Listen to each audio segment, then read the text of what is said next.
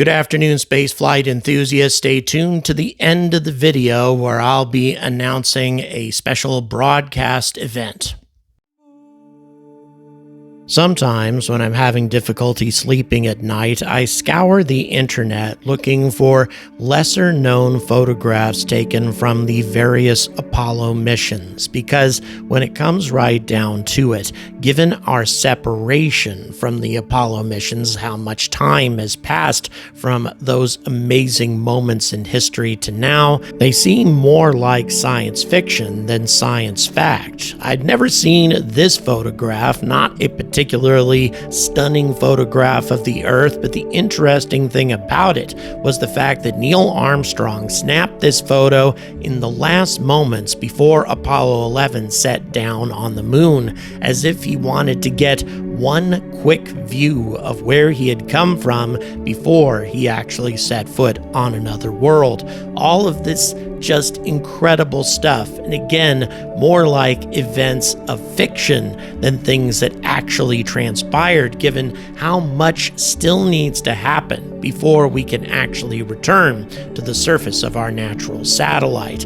And so this is one of the main things that consumes me when I talk about Starship, not how much progress it's making or the iterative method of its design and the fact that eventually, given how SpaceX does things, it will come into service, it will realize all of its potential, etc. No, the thing that matters the most to me about Starship is its responsibility to return humans to the surface of the moon, to create our own iconic images from the lunar surface, to make incredible discoveries from regions of our natural satellite that Apollo astronauts could not venture to because of technological limitations of the time. When Elon Musk signed the HLS contract in 2021, he made a commitment to return humans to the lunar surface. This is not something that he can just back out of because he cares more about Mars.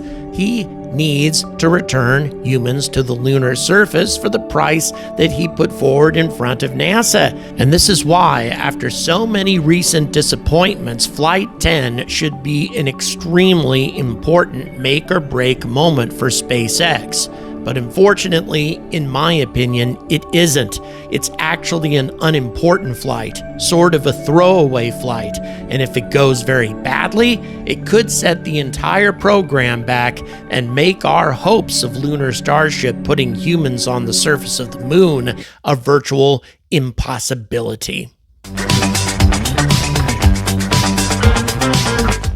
Good afternoon, spaceflight enthusiasts, and welcome to another Angry Bulletin. I am back and wearing sunglasses again, and even though my leg is not completely healed, I'm definitely getting better. For those of you who are not UFO fans, I announced all of this in yesterday's episode, but once again, if you're just spaceflight fans, you avoid my kind of crazy alien content, well, thank you very much for joining me today, and thank you for all the well wishes that I received. And yeah, definitely seem to finally be on the mend and happy to be back with you on camera again. So let's talk about Starship. I think at this point, I mean, it's been pretty clear that I felt this way for a while, but I just want to make sure that I am 100% clear on this. At the time, when NASA made its decision as to who would be their anointed choice for a human landing system to put people on the moon, to rendezvous with Orion in lunar orbit, put humans on the moon, and then return those humans back to the Orion or to the Lunar Gateway, I had deep misgivings about Starship being the right ship for the job, the right rocket for the job. Just didn't seem to me that Starship, as ambitious as it was going to be ready in anything resembling a reasonable amount of time, whereas the Dynetics Alpaca, although more expensive, simply because Dynetics didn't have a billionaire throwing tons of his own money at a project to make it less expensive for NASA, Well, they had already passed their preliminary design review for Alpaca way back in 2021. And even though they had some issues with mass and whether or not the vehicle could actually lift off of the moon the way it was designed, those design problems were addressed and solved. And I have little doubt that at this point, Alpaca would be getting very close to being a serviceable vehicle. At the very least, it would have passed its critical design review, whereas Lunar Starship hasn't even passed its preliminary design review yet after all this time. And that shouldn't surprise anybody given how complex Lunar Starship is compared to Alpaca. Alpaca is what HLS was supposed to be, a vehicle designed to rendezvous with Orion, take a few astronauts down to the moon, and bring them back. Very simple. Starship is a transportation system designed to take large numbers of astronauts and enormous cargoes all over the solar system, not just a few down to the moon and back to a lunar space station. But money talks. And also, Elon Musk at the time had a huge degree of credibility with NASA. At that point, given how successful he was with Crew Dragon, with Dragon the cargo version, with Falcon Heavy having flown so well on its first launch attempt, and Falcon 9 becoming such a solid and reliable rocket already, I can't blame NASA for thinking that he could do no wrong. But frankly, they were a bit blinded, thinking that just because Elon had accomplished so much with Falcon 9 and Falcon Heavy, with Dragon, all of those things, far simpler ships than Starship and all of the ambitious jobs that it had to do, they just thought that Elon would be able to do the same thing, accomplish the same objectives in a short amount of time. And frankly, they were a bit delusional, thinking that this was possible. I think that NASA was just hoping that Starship would be ready to put humans on the moon by 2030, maybe 2029, something along those lines. Certainly not by 2024, as the original contract suggested. I think all of us at this point know how delusional that contract was. But regardless, at this point, Starship might be in a position to where they are in a must-win situation. If Lunar Starship is indeed the vehicle to return humans to the moon this decade, then they really need to start making progress. And so therefore, Flight 10, after all of the disappointments of the last year, yes, as of next month, it will have been a year since the very historic and extremely exciting catch maneuver that was carried out at Boca Chica. At that time, everything looked so promising for Starship. But since then, it has been nothing but disappointment, mostly with the Block 2. So it would seem at this point that SpaceX definitely is in a must-win situation. But the reality is, at least in my opinion, that this launch is almost meaningless. And there are far more things that could go wrong and throw the Starship program back even further that could go right. And I see very little reason to carry this flight out as it is. 5, 4, 3, 2, 1.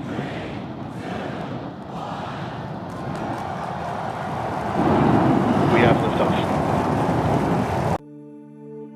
It's hard to believe that the seventh flight of Starship took place only about 7.5 months ago, because so much has happened since that time. On January 16th, 2025, there was every reason for SpaceX fans to feel optimistic about the future of Starship. This was the inaugural flight of the Block 2 ship, featuring structural and avionics upgrades, along with a lot of other improvements that would allow this ship to finally start delivering on its potential. That is to say, carrying significant cargoes up to low Earth orbit, which, although Block 1 was a lot more successful in terms of delivering successful flights, it couldn't really deliver much of a payload. The version 1 of Raptor Raptor did not seem to do the job that it was promised to do, and an improvement was definitely needed. But Block 2 has been anything but an improvement. Even though there was only about 20 metric tons worth of payload on board, the only question at the time seemed to be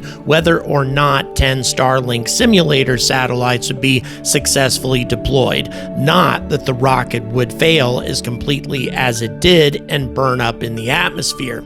And then on March 6, 2025, Flight 8 went just as bad. As a matter of fact, it did even worse because that particular rocket was only supposed to carry 8 metric tons worth of payload up to orbit, 4 Starlink simulator satellites being included with that, and precisely the same thing happened. And then, of course, we had Flight 9, which, by the way, also had payload on board, 16 metric tons worth of payload, including 8 Starlink simulator satellites. And that one, even though it managed to succeed to get the rocket up into suborbital flight, the rocket lost control almost immediately after achieving a suborbital trajectory. It's kind of hard to say exactly when control was lost in the course of the flight, but one thing is known: there were leaks already in the propulsion system. Some sharp-eyed observers, including members of my team, noticed that leaks were already appearing while the vehicle was in flight, while it was ascending past the Kármán line, and apparently those leaks just got worse as time went on. So we have had very little, if any, progress made with this rocket all year. And at this point, Flight 10, one would hope that things would improve. But here's the problem. Even if it does, that isn't going to make a damn bit of difference as to the long-term developmental success of this rocket. Why is that the case? Well, it's because flight number 10, actually in some ways I would argue that this is flight 11, because flight 10 already failed on June 19th for all practical purposes when ship 36 exploded during a static fire test. With the loss of that ship, obviously the program got pushed even further back, and Massey's test facility is actually still going through a cleanup process right now. But undaunted, SpaceX decided to modify the OLM and the main launch facility to be able to accommodate Starship static fires, and carried out not 1 but 2 static fires on the orbital launch mount.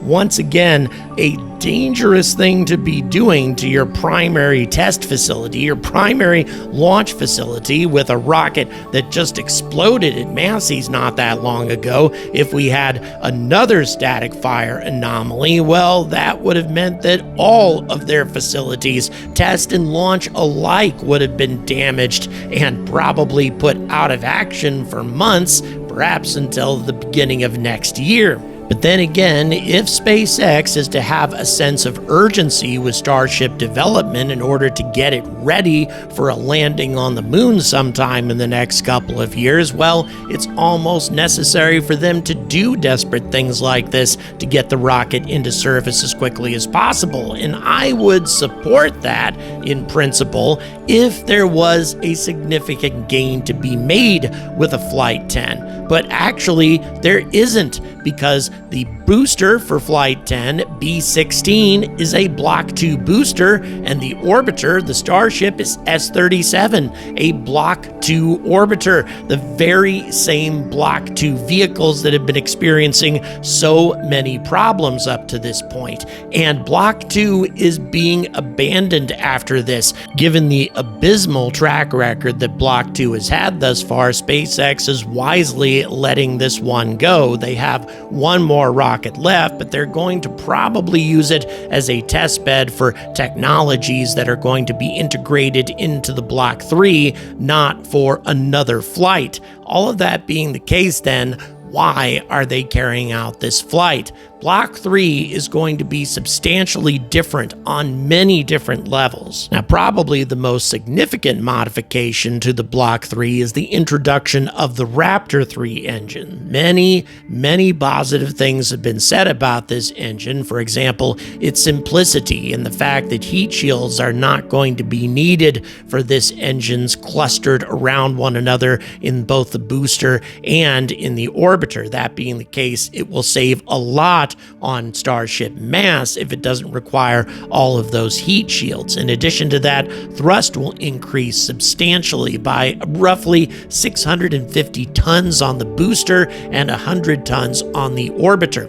Also, there will be more propellant added to the Block 3, an additional 250 tons of propellant to the booster and an additional 50 tons worth of propellant to the orbiter. And consequently, this vehicle will be even bigger, approximately 5 meters or so taller than the original. Now, assuming that Raptor 3 performs as promised, and in spite of all the praises that I've heard from fanboys about this stuff on YouTube, I have yet to find a single piece of footage showing a full duration test fire of Raptor 3. The most that we've seen is that 30-second bit of footage that was originally shared by Gwynne Shotwell and then shared again by Elon Musk a few weeks ago during a presentation to his staff and also to the general public. He likes to talk about this engine and what it can accomplish, and the fact that in spite of how simple it is, and in spite of the fact that it doesn't look complete, or at least according to Tory Bruno, well, here's the engine in the same condition, firing away happily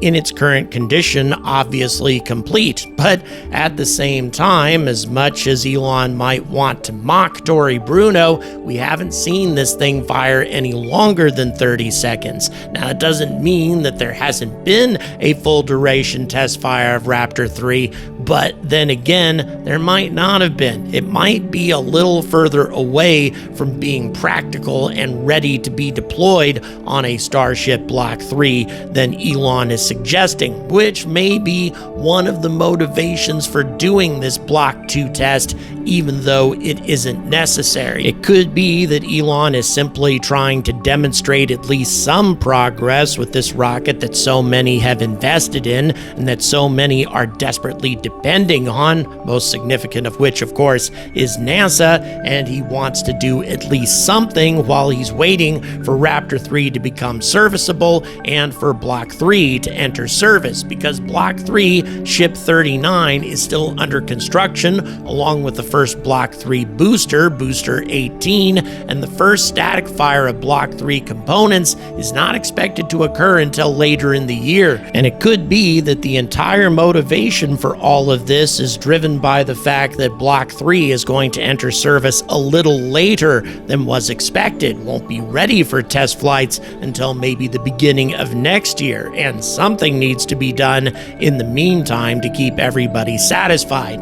If that's the case, I can accept this risk, but if not, this seems to be an unwarranted gamble of enormous proportions, because if we have another anomaly or a full stack anomaly or something else take place at the launch facility, that would completely cripple all of Starbase's capabilities, both at Massey's and at Starbase. And given how many delays this program has already experienced, and given how important Artemis 3 is, especially with China nipping at NASA's heels, another delay is something that SpaceX can ill afford.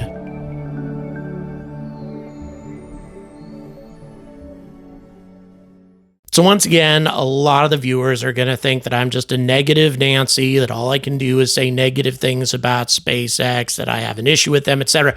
There's nobody on this planet that wants Starship to be successful more than I do. It can do so much for the future of human spaceflight. It can open up the entire solar system to colonization, as Elon Musk wants to do, at least the way it's designed, at least its vision, the vision behind its design. This is the promise that it theoretically holds. But all of that having been said, you need to look at all of this realistically as well. And again, as you saw in the video, I don't see Flight 10 as doing anything to really advance this program. Instead, given all of the problems that the Block 2 Starship has had up to this point, there's a far greater chance that something will go wrong with this flight, something that could end up damaging the launch facility or creating some other mishap that could create a stumbling block with the FAA. Keep in mind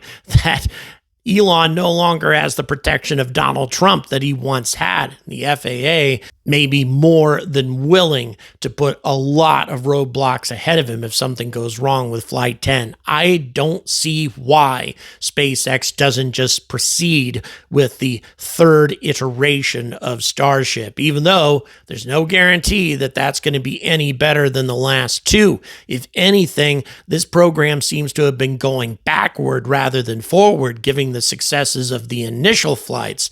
But all we can do is hope that the next iteration of Starship has corrected all of the problems. Again, we will see. I've talked about what the problems theoretically might be with Starship till I'm blue in the face. I'm not going to revisit all of that now.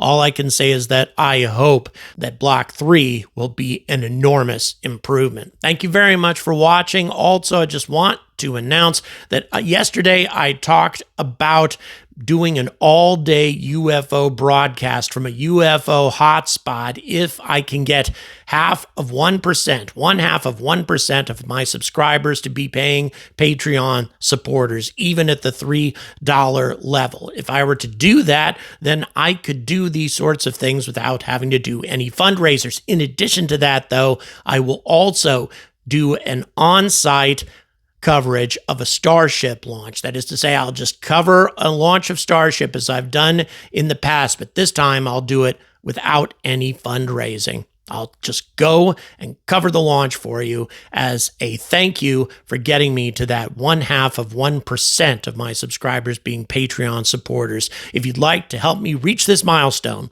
all the details are in the description. So until next time, stay angry about space.